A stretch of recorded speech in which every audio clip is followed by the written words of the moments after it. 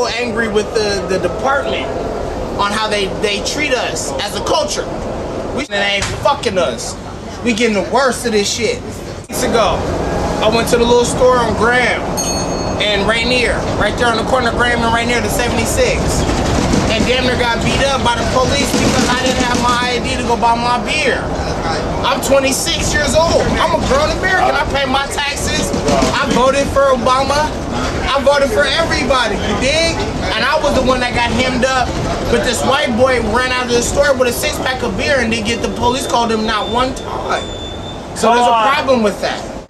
But we get the bullshit because if they don't want to accept our opinion, they have the right to stand on our throats. That's not okay. So how about the argument that the anarchists don't understand their privilege, that they're a bunch of white boys who take these actions and put people of color at risk or provoke a police response, which is going to come down harder on communities of color. What do you think about that argument? It's not. They understand where the privilege are coming from, and they are not causing any more brutality than already being caused. It's going to keep happening, so it's not coming from them, it's coming from the police. And the situation, like I said, is just a lack of seeing where the culture comes from, where different cultures, which is the one thing anarchists need to work on, but they're not jeopardizing us. The only thing I think they need to embrace more of the different aspects and help elevate, but they're not doing nothing wrong as far as trying to be militant. That's not at all true. So they're not like just jeopardizing people of color. That's BS propaganda, and that's usually coming from people who are bourgeois blacks, which are just as much of a hindrance to the black community as the police. There are people who benefit from the system standing here, so there are people that won't name a particular name, but particular someone came to a cop watch meeting that was involved with certain more bourgeois leftist groups and was talking about a person who's a reliable source of testimony against the police is somebody who is not a minority, who is Caucasian and middle class. So that if you are black, you are automatically biased somehow, or if you're Hispanic, you're biased somehow. So the people who are saying this against the anarchists are people who are more of a hindrance to the community, the black community, than anything, in my point of view. So what would you like to see moving forward?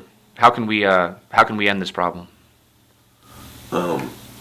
It's not a simple solution. It starts like what we're trying to do right now with the independent media, trying to bring awareness to the people, and people uniting and being able to understand each other's plight and struggle and where everybody's coming from, so we can unite.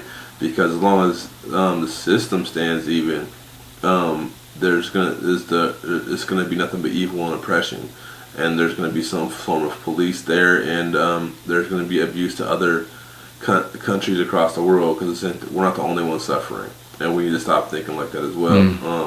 The system is the problem, so the only way to really do it is to bring about some sort of revolution, to bring out and to make people aware and elevate the people from the bottom to rise up.